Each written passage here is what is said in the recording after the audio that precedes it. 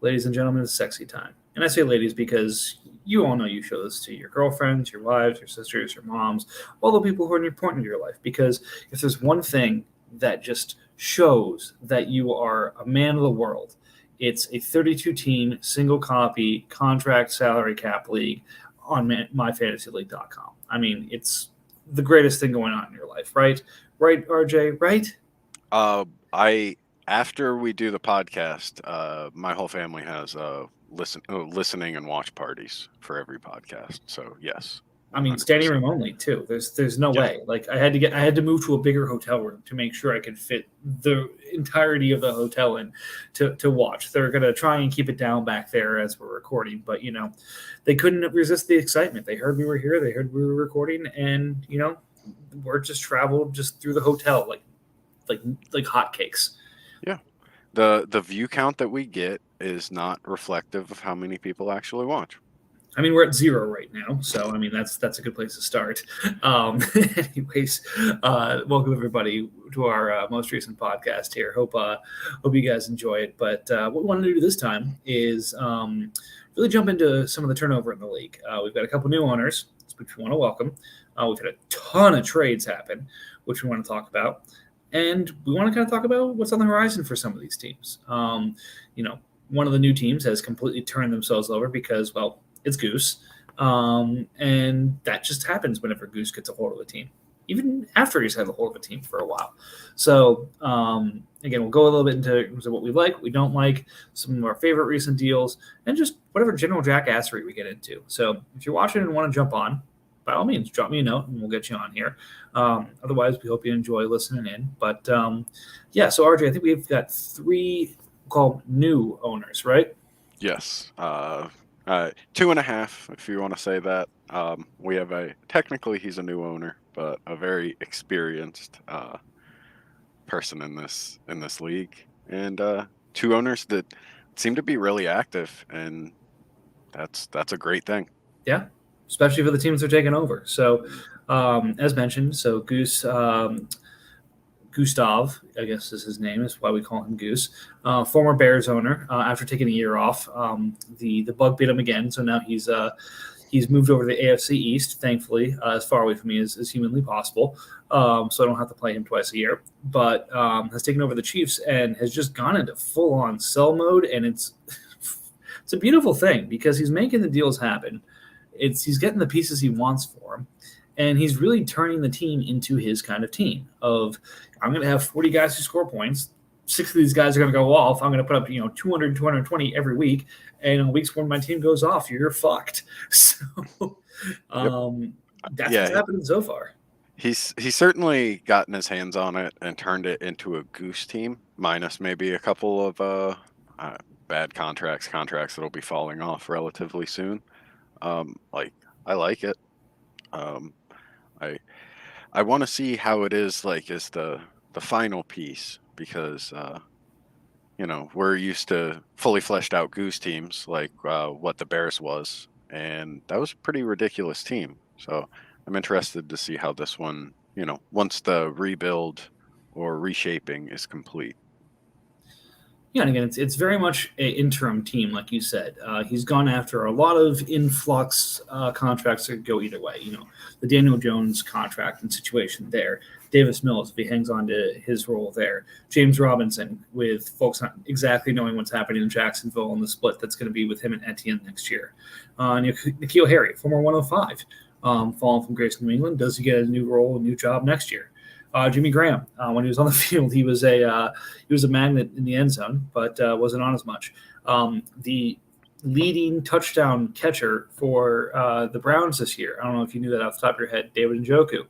Um, I believe he caught more touchdowns than any other player on the Browns, which is probably not a great thing.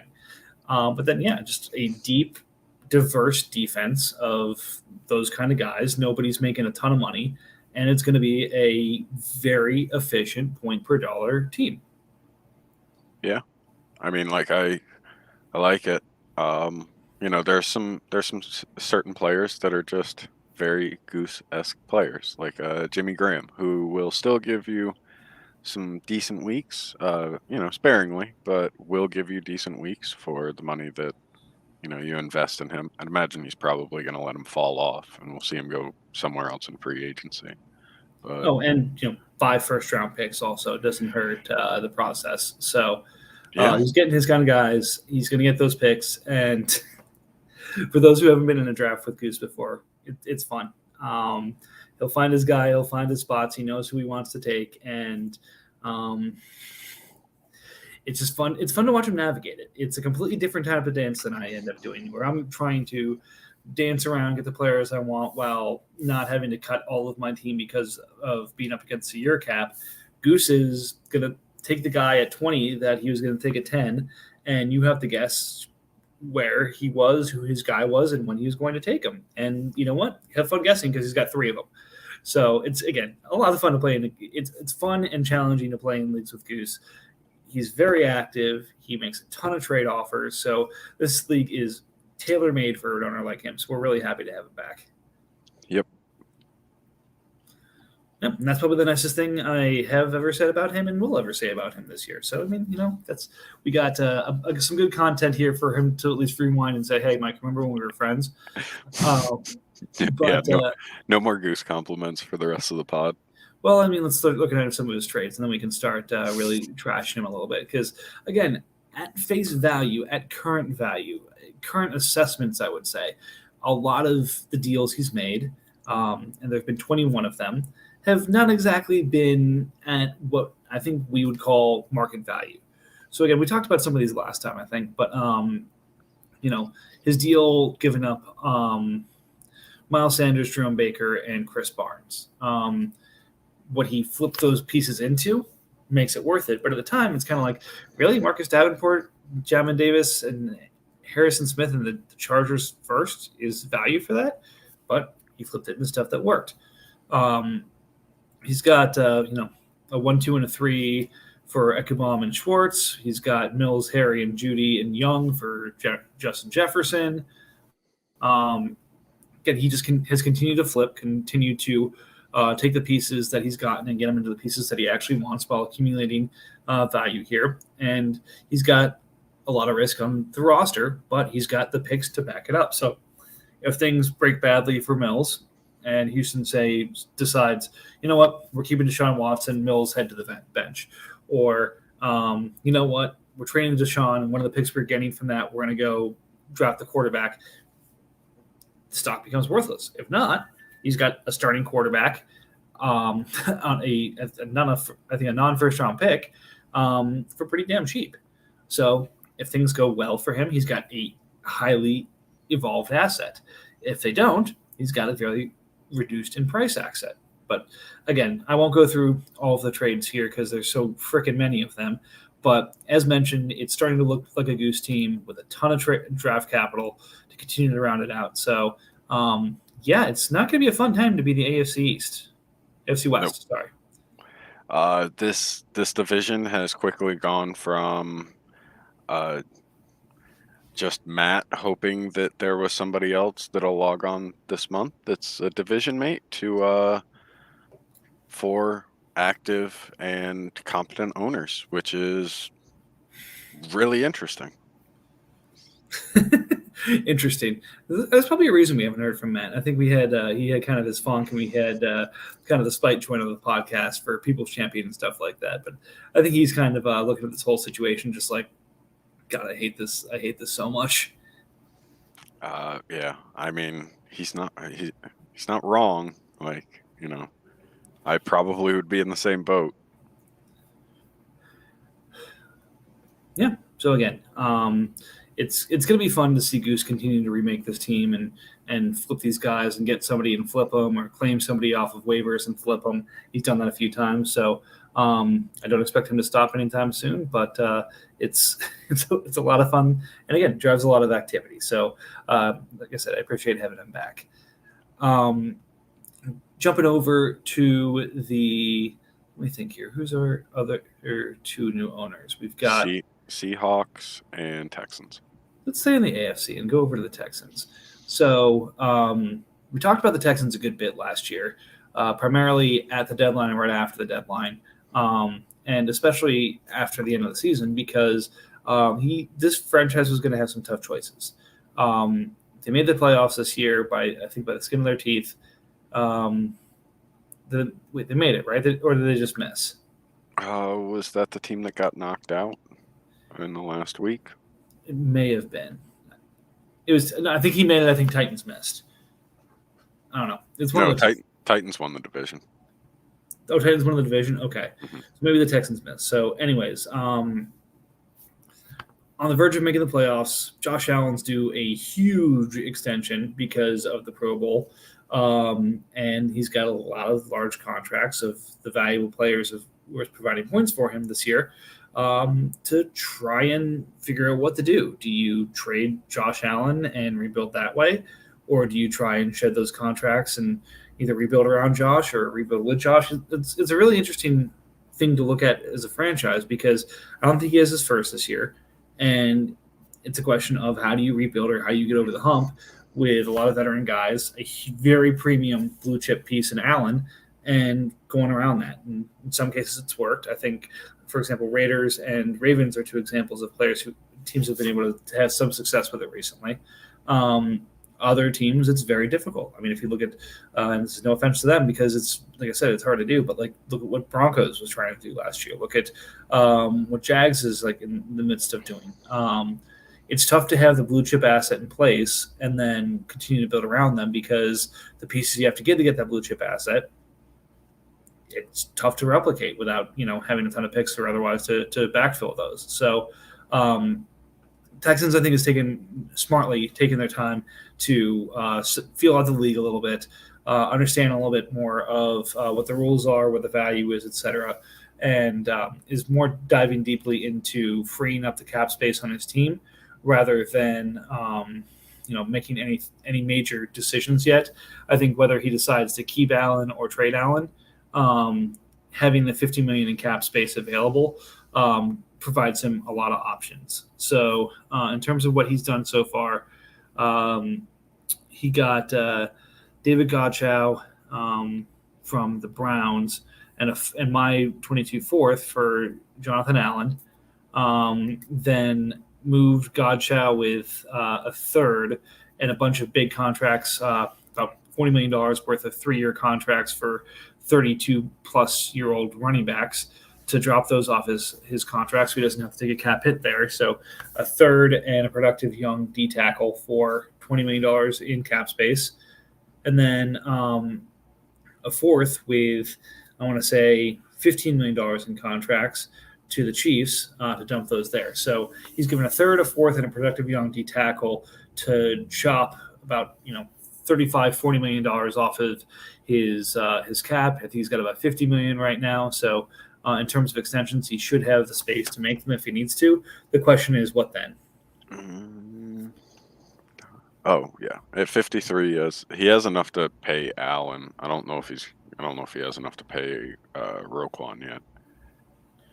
So again, I don't think he's done. I think he's going to continue to make moves as he can to get what needs to get done. The question is just going to be, he pays those guys. Is it let's wait and see and really plan around the 23 draft? Is it, now that I've got the space, let me do some more work, get some more space, take on some bad contracts now that I've got it. Again, he's creating an optionality, which I can never dislike for a team. The problem is a lot of his base assets are tied up in those two contracts. So I don't know, I think it's going to be tough for him to hang on to those and really compete. And I think it's going to be tough for him to rebuild without moving at least one of them. So, we have 2 years of historical data of like a new team taking on a $40 million Pat Mahomes and not being able to really flesh out the team afterwards.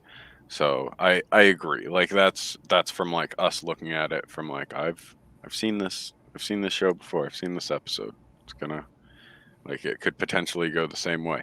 Hopefully it doesn't. But like investing $40 million in a quarterback when you need to rebuild, I don't know. You can break him down into a whole lot of really good assets. I mean, everybody knows that I'm like a huge Josh Allen fan, and that like I came out and said that I would pay whatever I needed to have him rostered. And still, like, looking at it from that perspective, like I don't know if you want to pay somebody $40 million while you're still in the process of like tearing down and figuring out the other assets that you want to hold on to and try to flip. But like, I'm also the guy that made an offer for Allen, having basically like a complete blank slate of a roster, so I'm not in much better position. No, I mean that's the like thing. Yeah, he's going to lose two of his most productive DNs. He's got Campbell, Roquan, and Allen as pieces, although Campbell's not exactly cheap. Allen Robinson, Corey Davis at receiver, Melvin Gordon. Again, I don't know what the hell's happening with that job there. I think he's actually a free agent this year. Melvin, so yeah. We'll see what happens there. And then the defense is kind of picked over at this point, like I said, outside of Charles Harris, Roquan, and Devondra. So yeah, all studs and duds basically. So like the one thing that's nice is rather than just having one like monster asset in Josh Allen, he has like the same on the defensive side with Roquan. Also same situation, you're gonna have to pay him a very healthy sum because what is the price for linebacker 1 right now? So let's see. Roquan made the Pro Bowl. Go to stats. Linebacker. No. Average. So Roquan was linebacker 5. Linebacker 5 in cost is currently Khalil Mack, which is just underneath Devondra Campbell in price. So he's basically paid another $14 million for Roquan. Roquan's extension number is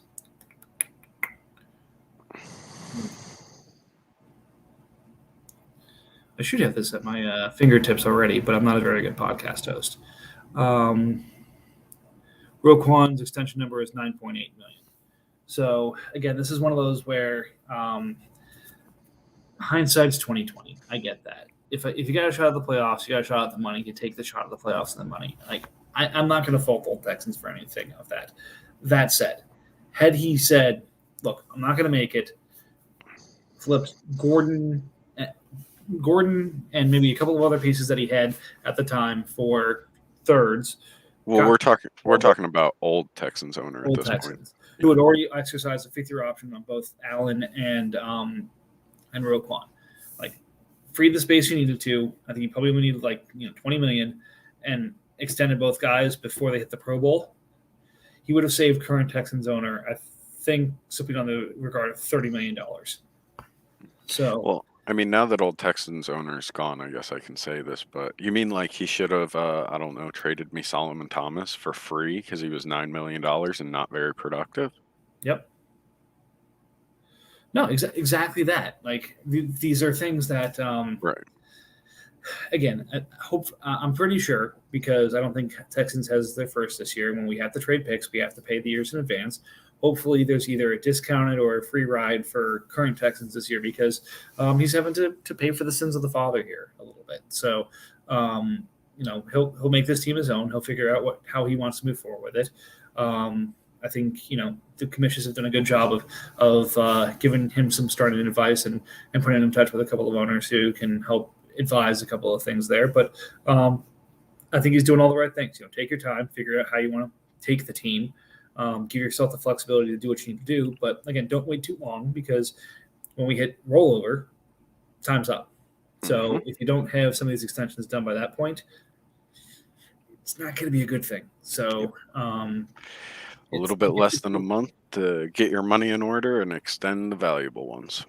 Yeah. So call 3 weeks, because it's right around the Super Bowl that the MFL tends to roll over around the same time as the Super Bowl. So they have the full NFL offseason to let everybody go nuts. So again, I'm thrilled New Texans is here. I am thrilled that he's taking his time and being smart with his moves. And I'm excited to see the direction he takes this team, because it was one of those fringe competitive, not competitive teams in the AFC South, and I think it really can be something, but it's going to take a little bit of work to get it there. Yep, I agree.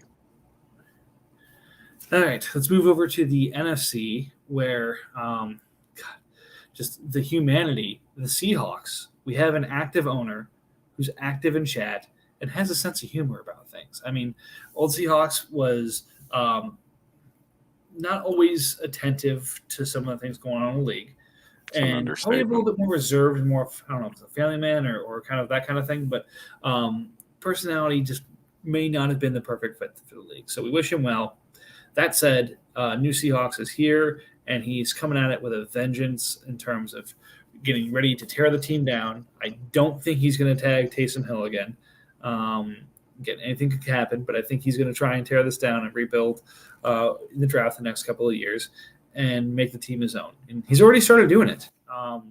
So the biggest trade he's made so far is moving Deontay Johnson to the Panthers for some draft capital, and then broke his pick down for more draft capital with the Panthers as well. So so far it seems to be kind of a one-stop shop for this, except for a flip that he did with the Patriots to pick up some younger pieces also. So as the Patriots gave Chase Edmonds, Landon Collins, and Xavier Woods for Sam Darnold, Laviska Shenault, Isaiah Simmons, and Joe Tryon. As mentioned, got, I think it was the 16th and the 108 from the Panthers for Deontay Johnson and Joe Tryon. Then the Panthers turn around and gave, I think, the 115, the 229, a couple of a third and 223 picks to move back up to the 106, either the 105 or 106, I think that is. Panthers has 106 and 108, if I'm not mistaken. Okay. So consolidating around those two picks, we'll see if maybe they try and talk to RJ to move up to 101 from there, but still waiting to be seen. But again, he's doing what he said he wanted to do. He wants to break down some of the assets that are on the team into picks, into underperforming assets, and rebuild the way he wants to rebuild. And he knows it's not going to be one pick. He knows he needs to address quite a few areas. He's got Zach Wilson on the team, so if you believe in him, you've got your quarterback. CEH is there. He was injured this year, so I doubt he's going to sell low there. He may hang on to him and rebuild there. And then he's just going to, continue to acquire undervalued assets, picks, and build the team up that way. It's not going to be an overnight success. He's probably going to be a pretty early pick next year too. But it's a way we've seen be successful at building in this league. So it's good to see someone who's got some experience in this stuff come in and take over a team. And again, I'm just going to keep saying nice things to him because I think he's starting to slap about half the league at this point. So these cheeks were not exactly made for slapping. So I'm going to be as nice as I can here to stay out of his target. Yeah. He also has Freiermuth as like a really nice asset at tight end. That we talked about it on the last podcast. It's kind of like it's, I don't want to say an extra position, but it's like one of the positions that you kind of neglect until you are like top tier team. But to already have that just checked off and be able to like continue to build your team, you don't have to mentally go, all right, well, I have to save a first or a second to go big game hunting for a tight end. You already have that. So like he's in a situation where he could just trade for a whole bunch of really good players. I don't know if he has the draft capital like just yet, but can trade into a whole bunch of desirable vets. He's got two 1s, 2 2s, 2 3s this year. So you can pick up some pretty decent players and just continue to build that out. Yeah, I like the skeleton of his team, and it's all like really young. Like the really nice thing is just having Edwards-Helaire paired with everybody else because he's just so much younger than the rest of like his draft class. Yeah, again, it's a good skeleton. It's a good starting point. A lot to be done to build around it. And again, I think it's lessons learned, and I speak from my experience, and I took a similar approach where he's probably going to have to turn over some of those pieces. is Zach Wilson the quarterback he's going to stick with, or does he break Zach down for additional pieces and get a different quarterback? Is CEH stay there? Does Freiermuth stay there? I mean, again, he's a great surprise and a very young asset with 3 years left on a very good cost. Does he take advantage of that and flip him, or does he say, "Hey, I've got my tight end, just keep going"? I mean, you see what I turned Dawson Knox into, so like Yeah. that lets you know how desirable like a young, productive tight end is. It's true. So again, a lot to be seen there, but enough about the new owners. I hope they feel nice and welcome to the league. This is the nicest we're going to be to them for the entirety of the podcast going forward. So now the kid gloves come off and we get to make fun of you and tell you what we really think about you. No, I'm just kidding. I'm good cop. I get let RJ, Matt, and those guys be bad cop. But I'm going to go through some of the deals we've seen over the last 7 days here. A lot of these have been covered already in our discussions around the new teams. But we'll call out a couple of these that we think are especially willing. And I want to start with the Pats and Titans deal here. Pat's given up Damian Harris, Quinnen Williams, and Chris Barnes for A.J. Dillon and Derek Brown. I think this got talked about a little bit by one of the owners with like some eyebrows or something like that, saying what's going on with this deal. I guess I can see it from the other side, but I think it's a relatively reasonable deal. I mean, I don't. The only player in my eyes that's desirable in the whole thing is Quinnen Williams. I'm not a huge believer in like A.J. Dillon. A Pats fan and still don't like Damian Harris. So it's not an awful trade. Like I don't think anybody got fleeced in the deal. Because like you could honestly argue like a late first round pick, maybe an early second round pick on Williams, and you could probably argue the same, maybe slightly more for Dillon. I think Harris's value is kind of diminished at this point with Ramondre being the productive player that he is. Derek Brown's good, but like not that upper echelon defensive tackle, and Chris Barnes is.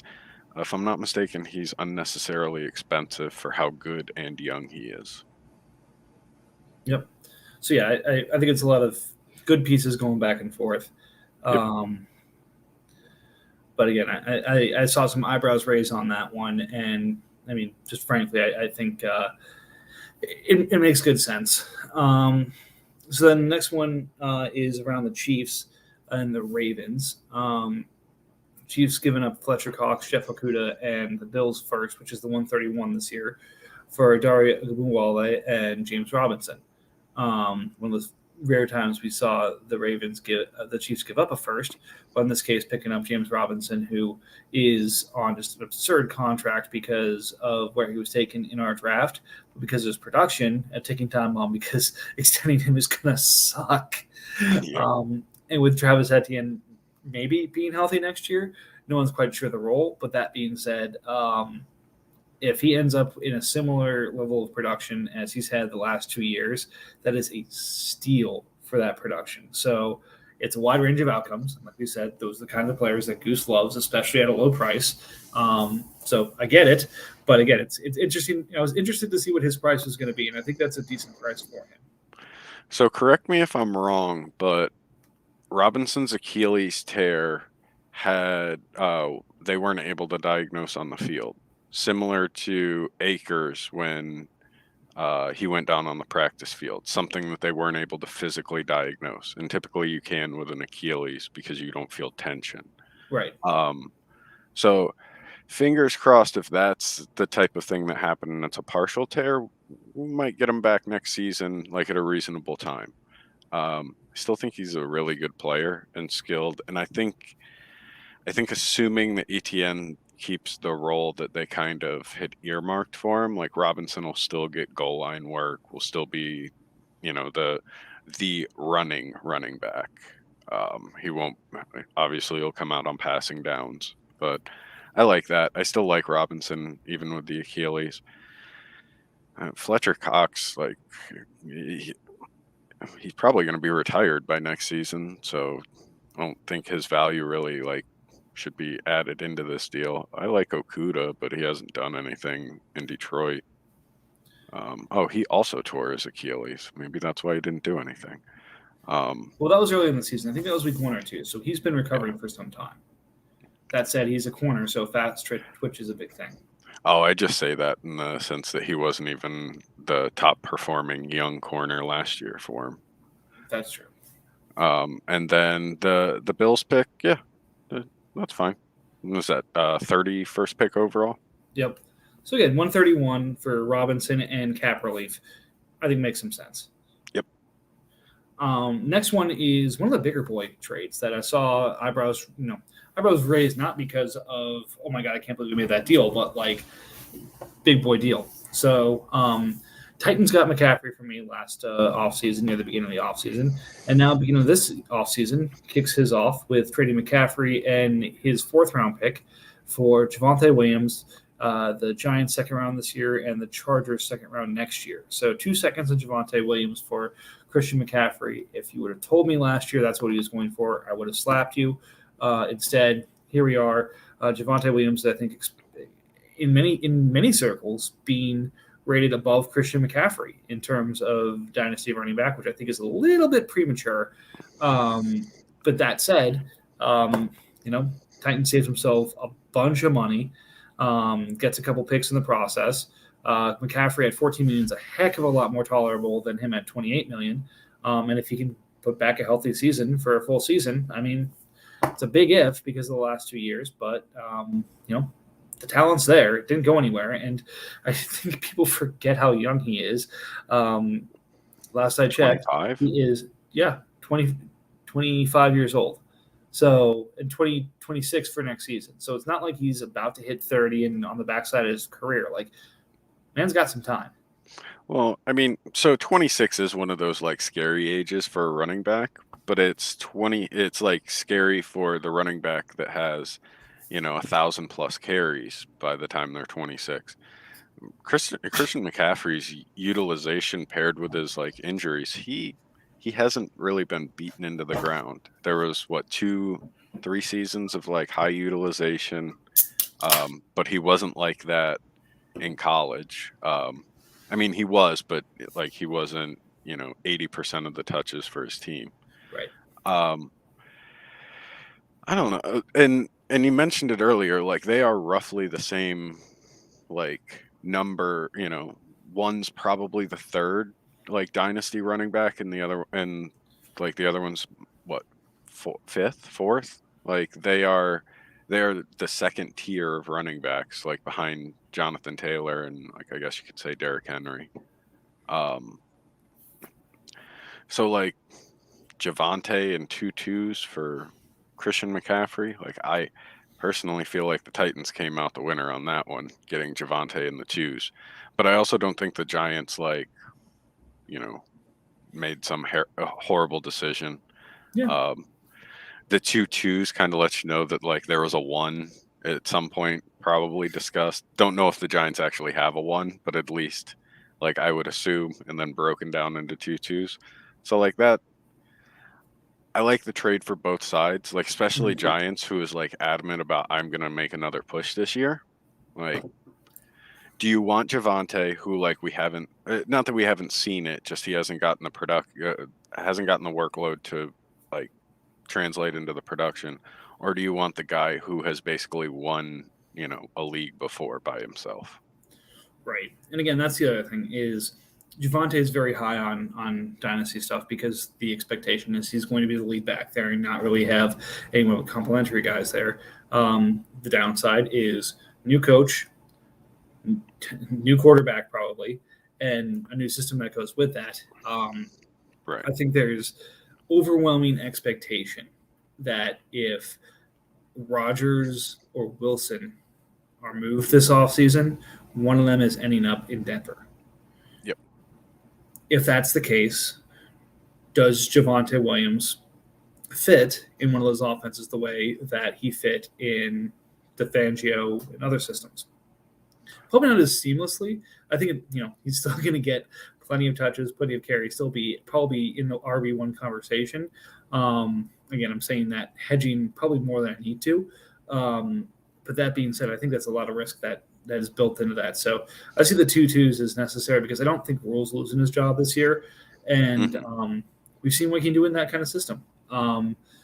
RB1 overall, and for a period of time, he was worth an RB1 and a wide receiver too. So, like, if you've got that ceiling, and when he was healthy this year, he was showing that ceiling. That's what you got to pay for. So until Javonte shows me that consistently, I think the 2-2s are worth it. So I probably find myself coming down more on the Giants side of this one just because of the known quantity at the age. But that said, because of the risk involved on both sides, I don't hate the deal for either one either. Again, we're very controversial on this podcast. Well, I mean, we both like either side of it. So we're going to talk about you next. Yeah. So I did not see this coming from you at all, and I love it. But at the same time, I'm like, wait, he did what? It hurts my soul.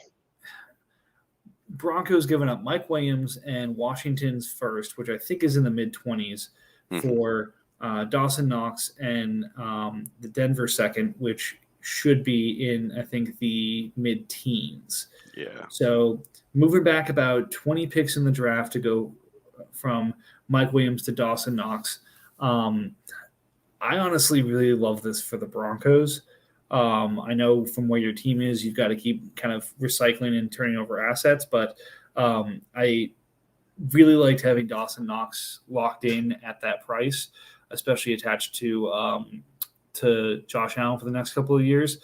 And wide receivers hitting free agency has not turned out wildly well for them in past years. So I think it had been a different receiver, I would have been all over it. But again, you didn't keep Mike Williams long enough to really worry too much about it. But again, I really liked what Broncos got for this. So I'm sorry, but my friend, I've got to rule against you in this one. No, I think I do favor the Broncos in this deal. Like, they got the better end of it when you take teams into consideration.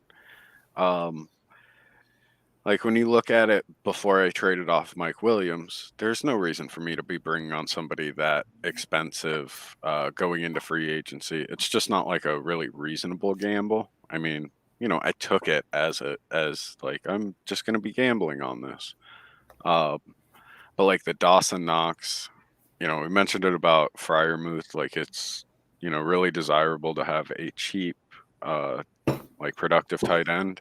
But when you have a cheap, productive tight end off of his rookie deal and just locked in for, what would be the foreseeable future, the next 5 years, like that, you can't ask for much more than that. That said, I got a first out of it, and then I ended up flipping Mike for another first. So, like, if you told me, like, if somebody approached me and was like, would you give up Dawson Knox for 2 1s? Yeah.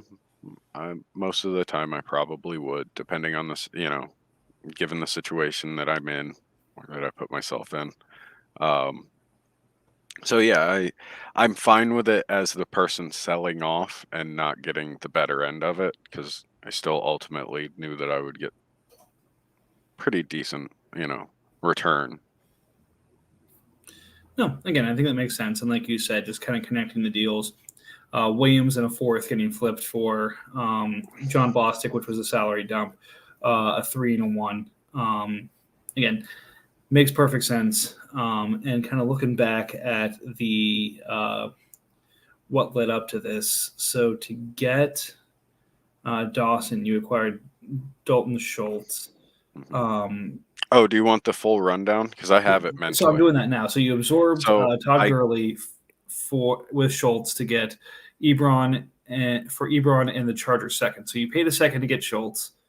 You then moved Schultz for a second for Knox, a 4 and a 5, and you just sold Knox for basically 2 firsts and a third. So you took the Dolphins second and was it the Chargers second this year, which aren't exactly high, and turned them into 2 firsts this year. Right. One this year, one next year. So I think, again, from an all-in-all perspective, that's a win for you in terms of assets. Bravo. And you've got the win locked in at this point. So, again, well done. Now I just have to hope Broncos sells Knox off to somebody else, and then I can convince that other person to trade me Knox this year, and it'll be perfect. Yeah. But he's going to cost 3 first rounds at that point at the rate you've increased his value. I hope not. All right, let's see. Let's keep looking at a couple more here. We hit the Talked big about the Seahawks fancy. and Panthers. Yep. Interesting one here where the Titans and Browns. Titans Yeah. giving up a third and a fifth to take a shot at Dwayne Haskins. So again, I think it's a worthy gamble, especially considering the third and the fifth that got given up for him, especially if Haskins wins the job. But I mean, knowing the way that team replaces quarterbacks, is Dwayne Haskins Ben Roethlisberger, or is he Tommy Maddox? Oh, he's probably Tommy Maddox. Oh, probably. But Yeah. so with me on this, I don't.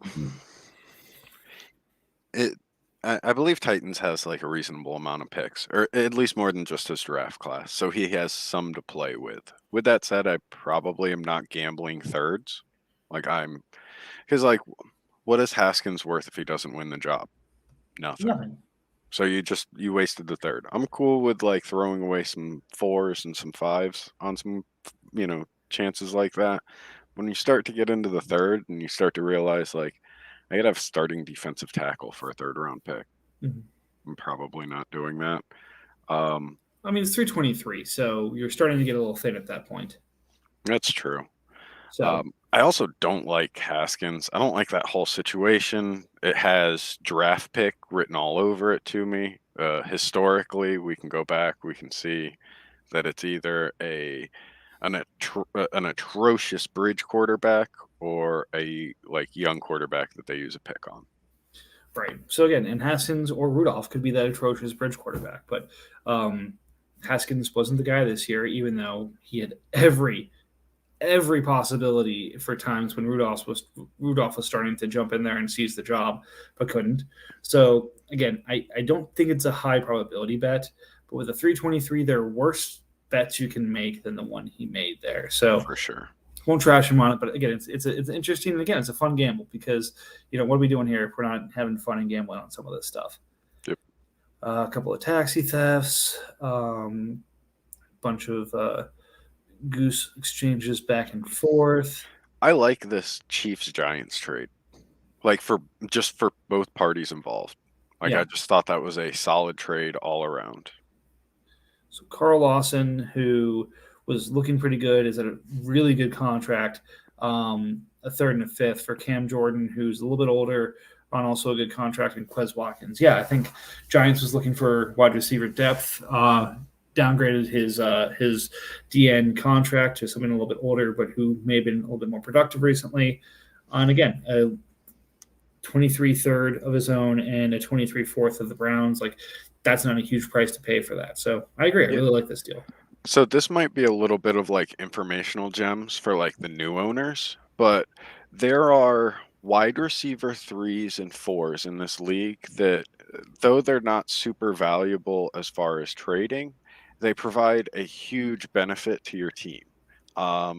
So maybe not this year, but in years prior, it was people like a Adam Humphries, a Zach Pascal, where they have stayed in the place that they're at for long enough to where they understand the playbook and they have a good, they work well with the coach. And then those players are always the one that's somewhere between 2 and 5 catches, and it's 65 yards, and they can just, sometimes they can get you 16 points, but they're never going to get you below 6. So they're, even their boom isn't much of a boom, but they don't bust at all. And those, and Quez is most likely going to be one of those players. Don't get me wrong, he's not super experienced, so we don't know, we don't know this for a fact, but I can see him being one of those lower end consistent players. Right. And again, I think there is a strategy involved in going after those kind of players, especially at the receiver position. Because if you look at my team, for example, I've gotten a lot of conversation recently because some of the young stud wide receivers I have acquired. But if you look at some of those, stud names like CeeDee Lamb or or Devonta Smith, and compare those to on a point per game basis to like a DeAndre Carter, Yep. who I think may have started more games for me down the stretch than Tyler Lockett did. So DeAndre Carter, $500,000 player who's returning kicks every once in a while, breaking one loose, and getting spot plays on offense. Quez Watkins, wide receiver 3 in that offense, who's getting some pretty decent slot time, a couple of targets per game, but a lot of deep looks and opportunities to break it loose. Like guys like that at a low dollar value have a lot of value in this league. They're not going to, you can't, again, unless you're Goose and you literally have a team of 40 of them who are contributing week in, week out, it's really tough to build a team of just them, but you need guys like that if you're going to compete in this league. Well, I mean, even like in that breath, like one of the ones that I mentioned, Adam Humphries I don't think he's ever not been on the Giant or on the Bears team, like from when Goose owned him. Literally the whole life of this league, I think Goose owned Humphries because, points per dollar, he was just a stud. It was like he'd finish the year with like 93 to like 140 points, somewhere in that range. And he's, a couple $1,000,000 tops. Yep. All right. Let's see. Continuing along. Patriots and Chiefs, again, continue to make a lot of good trades, some with each other, some with other teams. I think Patriots have really committed themselves to remaking their front seven to make it a little bit deeper and a little bit more competitive. Chiefs continue to both acquire and flip some of that draft capital to get what he's looking for. In some cases, in the same breath or the same day, trading a guy, getting a guy with a third, and then flipping him for a second, or trading a guy for a second and flip him again for a first. So again, that's normal Goose magic. We talked about the Texans contract dumps earlier, and then, as mentioned, I made a bit of a big boy deal earlier today. Giving up. Let's go into depth on that. I know we talked about it before the pod, but like I came in late. I saw the chat after it had all happened, and I get the opinion that some people weren't necessarily fond of what your return was for Jonathan Taylor. So again, there's always two different views of a trade, and I love it because that makes trades possible. You can't make trades if everyone looks at trades the same way.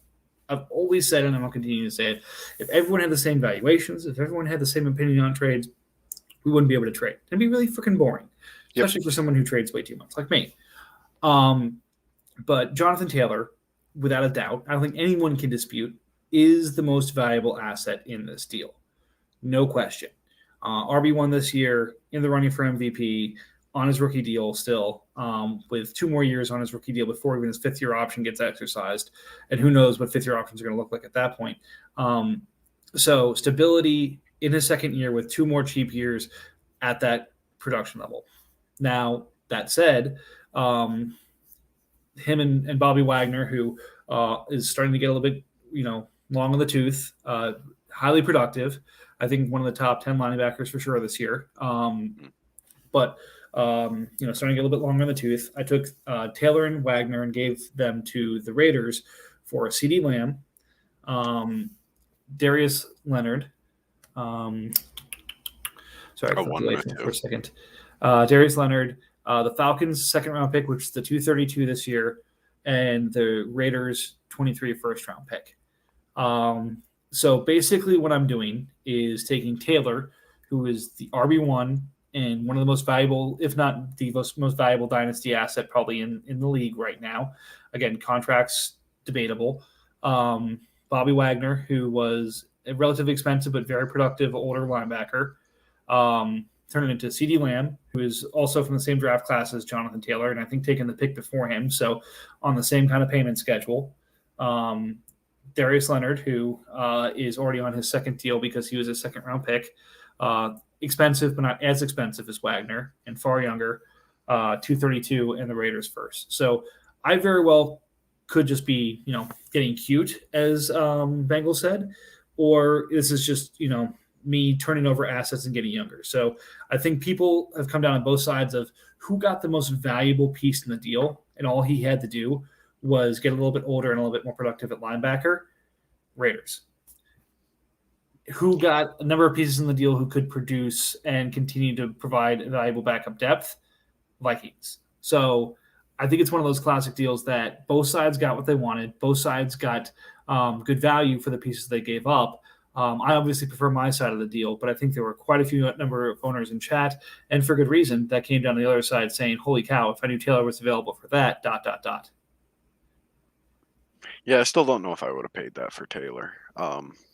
That it's a lot, in my opinion. I may be overvaluing CD, but not a huge CD fan, but he is going to be a wide receiver 1 or somewhere in that range, probably for the next 10 years. Love Jonathan Taylor, but how many more years of production do we have? Because I'm pretty sure this is his career year. I could be wrong, but I don't know if he's going to hit this type of production again in his career. And then we have 4 more years of production from him. And then, all signs point to him falling off of a cliff like every other running back. He may not physically fall off a cliff, but no team's going to put a whole lot of money into him or confidence in an aged running back. Now, don't get me wrong, this is 4 or 5 years down the line. Yeah. But 4 or 5 years down the line, we're going to look at this trade and it's going to be, ridiculously in your favor because CD's still productive, Darius Leonard's still productive. You will have turned that 2-1 into another running back to replace Jonathan Taylor. And all you did was get rid of the last year of Bobby Wagner and Jonathan Taylor. Well, and again, Taylor's in his second year, so let's not throw dirt on the guy yet. No. The sky is falling. Chicken Little. It's all Taylor. Fair. I mean, if you're saying the sky is falling, then look at the way CeeDee Lamb closed the season.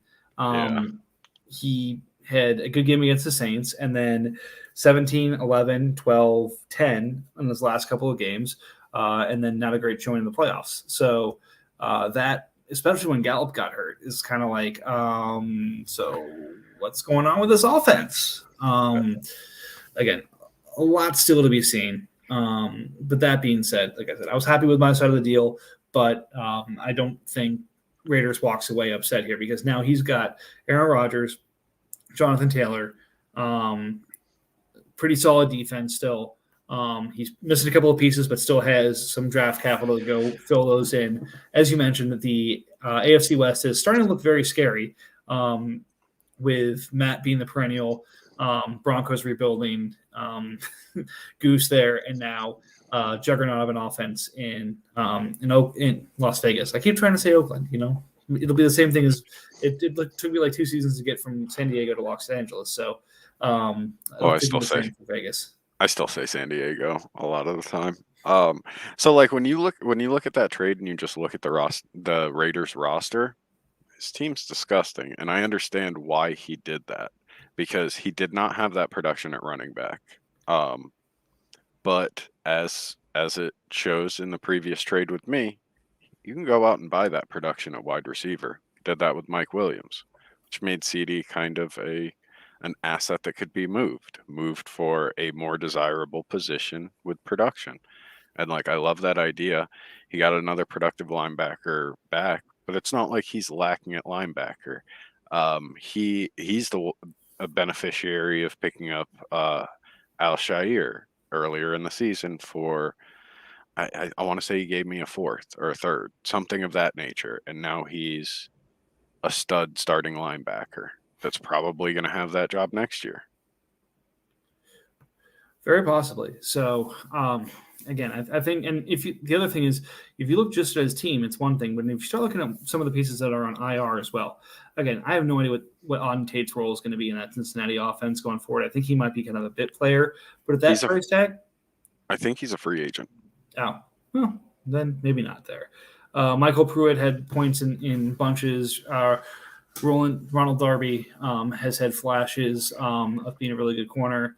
Again, may also be a free agent. I have no idea what's going on with Tarek Cohen, if he's going to be back there or not. But that plus, he already went out the off season, and got Mike Williams. I like Harrison Bryant in Cleveland because I think Njoku's a free agent. I'm not sure about that, but I believe he was part of the class that's going to be hitting free agency here. So, I know in his last interview he said that he would like to stay with them. right. So I'm assuming he is an impending free agent. So again, we'll see if that ends up happening, or if Njoku moves on, then he's got a very cheap starting tight end in Harrison Bryant. It takes care of that thing. So then it's a matter of, can Dyami Brown take a step forward? What happens with Robbie Anderson? What happens at quarterback in Carolina? A lot of things still to answer there. But again, I think it rounds out his offense to the point that production with Aaron Rodgers affords more questions to be answered.